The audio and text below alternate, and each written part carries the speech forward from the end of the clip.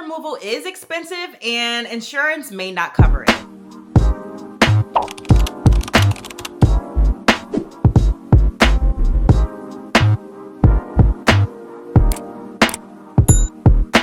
After losing 128 pounds, I'm getting my phase 1 loose skin removal, which is an arm, back, lateral chest wall lift, and lipo in all of the areas. And honestly, by the time you see this video, it actually may be surgery day. And I have gotten the question multiple times. Is insurance covering it?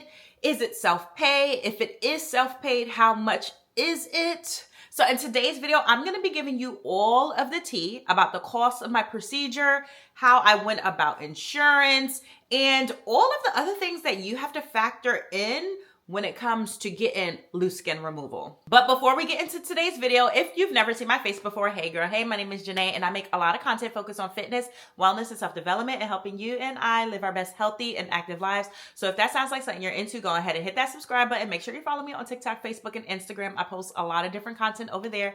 Give this video a big thumbs up and comment down below and let me know if you got loose skin removal. Did insurance cover it? Did you pay for it? If insurance covered it, who's your insurance? What's the tea? What's the tea, okay? Because a lot of us want to know. So let's start with insurance. I'm gonna tell you straight up, I did not get insurance to cover this, but I did go the insurance route at first at the beginning of this year. I talked about this a little bit in my loose skin removal consultation video, so I'll link that in the cards above. But my insurance is TRICARE Prime, as I am a military spouse. So our doctors are all military affiliated, our clinics, everything that we have to do is military affiliated. And depending on where you're stationed at will also depend on who you can see for your care. So for example, if you are stationed at a military base that has its own military hospital and it has its own particular clinics within that hospital, you have to see them first. So we live in the state of Washington. My husband is stationed at L.E.A.N, which is Fort Lewis, and they do have their own hospital. And within its hospital, they do have a plastic surgery clinic. Now, when we were stationed in Texas, the same theory applied. We were stationed at Fort Sam Houston in San Antonio, Texas, and they too had their own very nice military hospital that had pretty much every single medical clinic that you can think of, because Fort Sam is the hub, the military hub for medical jobs. So everything is going to be there. So they had their own plastic surgery clinic, but they also had their own bariatric clinic. To lose my 128 pounds, I had weight loss surgery. I had it done through the military by a military doctor at a military hospital, a military clinic. So now that we're here at L.E.A.N, I had to go through the same process, which is going through the military. So I had a consultation with the doctor. And here's the thing, you can't pick your doctor. Like, you can't really, it's whoever's there at the clinic, that's who's going to be working with you. You really don't get to see their work. It's not like how it's set up when you go to these other plastic surgeons. Like, you get to pick and choose and see their work and like monitor them for a while. This ain't given that. And I talked about that in the consultation video. So even if insurance was gonna cover this, I don't know if I would have done it because of my limited options, and I don't want to have to do these procedures again and again and again because I don't like the outcome. But it really didn't matter because none of my stuff was going to get covered anyway. So when I had my consultation, she told me that I was possibly going to be able to do a penectomy, which is when they do, it's kind of like a tummy tuck, but they don't repair your like muscles, the ab muscles, and sew them back together, and they don't move your belly button. They are literally just taking the loose skin. Now, you could possibly finesse this, but that is technically what a penectomy is. With my arms, I thought I had lymphedema in my arms. A lot of plastic surgeons that I went to said that they don't think I do, whatever. But I even tried to, you know, play that card, especially with my arms because I have so much tissue there.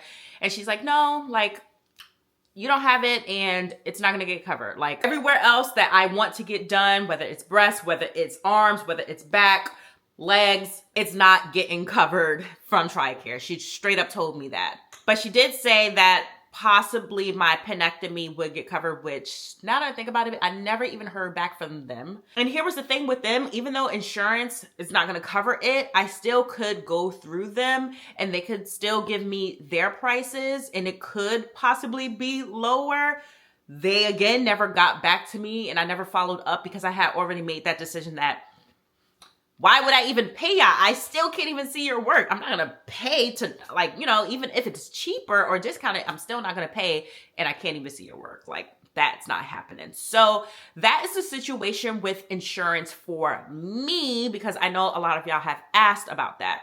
Now, of course, it's going to be different strokes for different folks. It depends on, you know, your insurance. It depends on how you can finesse the situation, because I heard it's all about the coding and all of that stuff. It depends on how bad your loose skin is, how much it affects your quality of life. My loose skin, besides my arms being heavy, it doesn't give me rashes. It doesn't give me irritations. It's not like, you know, oozing, anything like that. Like, it doesn't, it's just there for me, at least for now. So there was really no medical necessity. And that's the thing with insurance. They're trying to see if it's a medical necessity. There really is no medical necessity for them to cover it. So when it comes to your situation, who knows? Maybe you can get it covered. Maybe you have Tricam Prime and you can get it covered. This is just where I'm at right now, and I'm okay with it. So now that we got that out of the way, let's talk about the price of my procedure. Now, I already put this information out there via my Instagram and TikTok, so make sure you're following me over there, because most of the time I can just record those videos really quickly. YouTube takes a little bit more time. So now, before we get into the actual price, let me give you some information that you need to know. First and foremost, yesterday's price ain't today's price. So whatever quote that you're getting from a plastic surgeon, just understand if you're not ready to put that down payment and pay that money pretty much right there or within the time period that they're telling you that the quote is good for, the price is going to go up. The price is going to go up, whether it's $5, $100, $1,000. The price is going to go up. And yes, a lot of people don't know that just because they give you a price doesn't mean that that's the price forever. There are deadlines for these quotes. Depending upon the surgeon, things will vary. I had quotes that were good for 3 months. I had quotes that was good for a month. I had quotes that were good for 6 months. So it really just depends. Also, you need to take into consideration your area and whether you're even getting this procedure done in your local area or at least state, or if you're going out of state to get this done. Now, you can just Google up like what is the typical price for X procedure in this area, and it may give you a roundabout price if that's what you're looking for. But here's the thing, if you want an exact price, a lot of these surgeons do virtual consultation and they're free. So if you want to just straight up know the numbers and stop playing around with the guessing game, then do exactly that. Call the doctors up, get online, fill out the form, send in your pictures, and get your quote. Also, just remember, these quotes are very specific. They are specific to that patient. So even if you know a bunch of people who's had the same procedures, they may have a different quote because who knows what exactly they needed. So for me, for example, I'm getting an extended brachioplasty, lateral chest wall lift, bra line back lift with lipo in all of the areas. You may not want all of that. You may not need all of that. You may just need the regular arm lift. You may just do the regular bra line lift and not, having to have this skin taken out.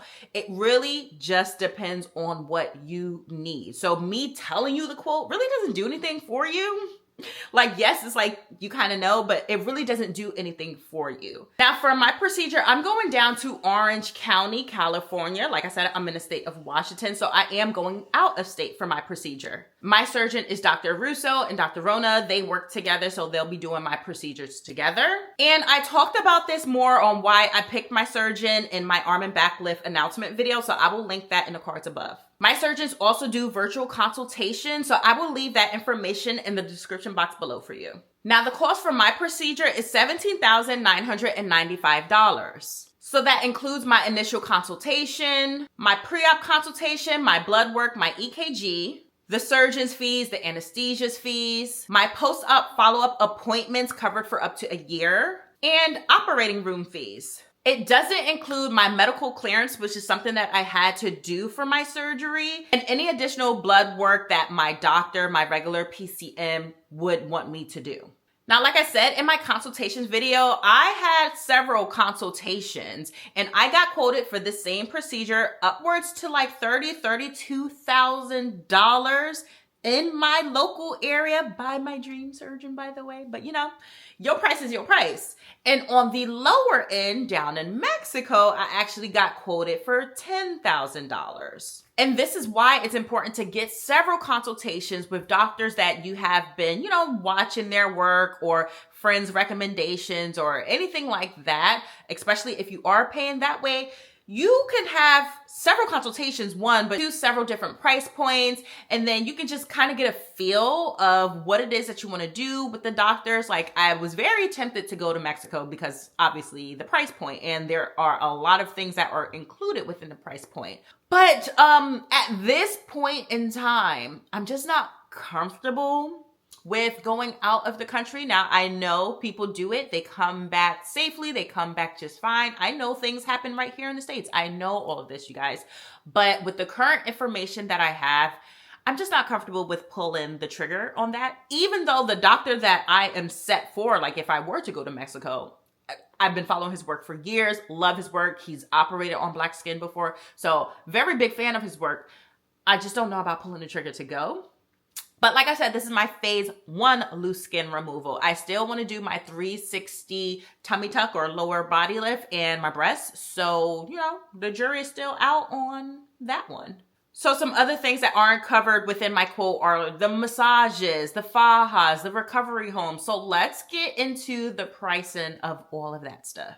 And these are things that you need to take into consideration when you are about to get loose skin removal. So I did a video on my faja haul. I already have all of my fajas and my compression garments. So I will link that video in the cards above, and I will also leave the information for my fajas in the description box below because I also have a discount code for you guys. For the price of all of my faja and compression stuff, it was $749. This is not including taxes and, you know, shipping and all that tea. Not only that, I needed some supplies so that I am well prepared for my surgery, both pre, during, and post-op. And I already did an Amazon haul. I will link that video in the cards above for y'all. All of my Amazon supplies were about $295, and I was very strategic about this. I went and looked at a lot of my friends who had loose skin removal this year, looked at their videos because they're content creators, saw what they bought, and then saw what they said that they ended up didn't needing. And I wanted to make sure that I didn't overbuy, especially because I have Amazon Prime and it can get to you like that. And so I just wanted to be very strategic about it. I also looked at people who had my procedures as well and saw what they needed, compared the list, and then came up with some stuff on my own. So yeah, go ahead and check out my Amazon haul. Now, when it comes to my supplements and my vitamins, which I posted that haul as well up on my channel, so I will link it in the cards above. Half of it came from Amazon, so I guess that Amazon price is a little skewed because I separated the vitamins and supplements, but that was another $233. Thankfully for me, I did have a lot of my vitamins, my normal vitamins that I get, like my bariatric stuff, a lot of protein powders, collagen, like a lot of the stuff that I showed y'all in the vitamin and supplement haul, I already had in the house, so there was no need for me to buy anything additional. But if you don't have a stockpile of stuff in your house, then these are some things that you have to take into consideration and possibly have to pay more for. Now, the last couple of things that I had to pay for, which is the hotel, because I thought about doing either Airbnb or a hotel. I really don't like the idea of Airbnb. I've just heard too many horror stories. I've actually never stayed in one, so I really don't have nothing to really say for about it, but I really didn't want to run the risk of this being my first time and it being a disaster. So I opted for a hotel that has like a kitchenette in it. So that's what we're doing.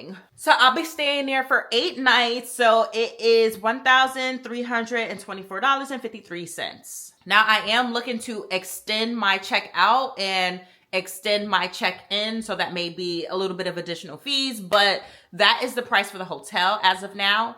But once I'm there, I'm going to have to buy some groceries while I'm there. I did not opt for a rental car because we're like 5 minutes, I think, from the surgical clinic and like 10 minutes from the airport. So Ubers is going to be an easy thing to do to get around. But that's something that you have to take into consideration. Do you need a rental car? Or are you going to have to pay for Ubering? Do you know somebody in the area that you're going to if you're not local? Again, paying for food if you're not local. And my husband is not coming with me for my loose skin removal. I'm having my mom come out with me for the first half and my best friend come out with me for the second half to take care of me.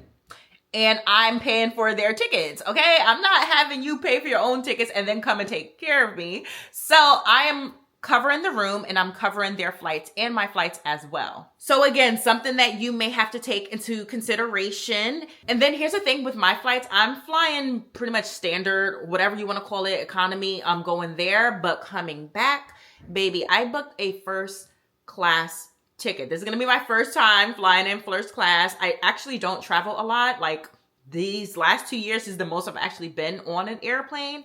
But, yeah, I booked a first class flight because I'm leaving out like a week after my surgery. I have to travel by myself. My husband's going to be right there at the airport to pick me up. And my best friend is going to be with me at the airport. But as far as flying home is going to be by myself. And it's only like a 2-hour and 45-minute flight, but still by myself.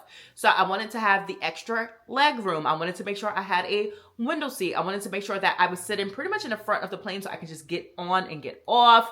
I wanted to make sure I had bigger seats just in case I wanted to bring my, padding and stuff with me so I can be more comfortable. I just, this is my thing. So I wanted to make sure that I was going to be as comfortable as possible. And then the last thing you have to take into consideration is your post-op massages. Now, a lot of doctors will recommend and maybe even require, I don't know, you do lymphatic drainage massages, especially depending on what type of procedure you have. Now, for my procedure, my doctor recommends it, but it's actually not a necessity. And so I've actually been going back and forth with if I actually want to do it. I talked to one of my friends who went to my same surgeon who got the same procedure, and she was like, she didn't do no lymphatic drainage massages at all. And she also got her 360 fleur-de-lis tummy tuck through him as well. But I don't know if she did it. But either way, she didn't do it for the arms and the back. So I do have a couple of places that I looked at. The massages are about $160 per massage. If you watch my faja compression haul video, then you know that the products that I bought, it's supposed to limit the amount of lymphatic drainage massages that you need. So there is a bonus for that. I may do a couple, but again, we'll just see. They're $160 a pop. So just another expense to think about. At least for me, that is everything that I have to pay for now. So in total, I am sitting at currently about $22,000 for my procedure. Now, when it comes to taking care of your procedure, if you do have to self-pay, there are different ways you can go about this. Now, of course, you know that you're going about a weight loss journey and you know you may be left with some loose skin or you just want to get a little nip and tuck. So the moment you decide to embark on the journey, start saving then. Start saving from that moment you decide. And here's the thing, there's several different ways you can go about saving and earning money while you're saving. So whether that's like a CD or even getting a high yield savings account that has a good APR, that's something that I did so that while your money is sitting there, you can be earning some more money. I know we are in crazy times right now and funds are limited. You still have to live your day-to-day life. Depending on how your schedule looks, see if you can get an additional job, do a part-time job, or figure out a side hustle. So for me, my husband is the provider for our home, so he takes care of majority of the funds. I work as well in the ER. But on top of that, I do my little side hustle, which is content creating. And it's not like I'm out here, making mad money off of content creation. So let's not get that twisted because people see numbers and think you're making so much money and that's not the tea, okay? It's piss. But I do make enough from my different platforms, from different brand sponsorships to have a good amount that I can just throw to the side. And it's all additional money no matter how much it ends up being per month.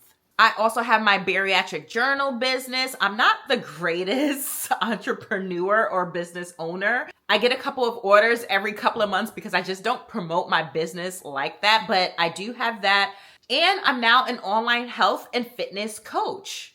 So I do have a couple of women that I have taken on this month as my coaching clients, helping them on their fitness and weight loss journey. Once I recover from my procedure, I'm going to start adding on more clients to just help more women on their journey. So I'll leave all of my coaching and my journal businesses in the description box below. And thank you for supporting your girl. But yes, just think about any type of additional income that you get, whether that's a raise at work or your taxes, if there is no need for it. And as I got older, I realized that there was no need for a lot of things, like getting a new phone, having the newest car. Like, there's no need to be, doing all of those things, keeping up with the Joneses, if you will. So we have been smarter as we grow older with our money, and any additional money that comes in, we just save it because there is no need for it. And when the need came for it, we had that money saved up. There's also different financing companies. There's like a credit card. I think it's Care Credit. There's a couple of different like agencies that will give you like a loan.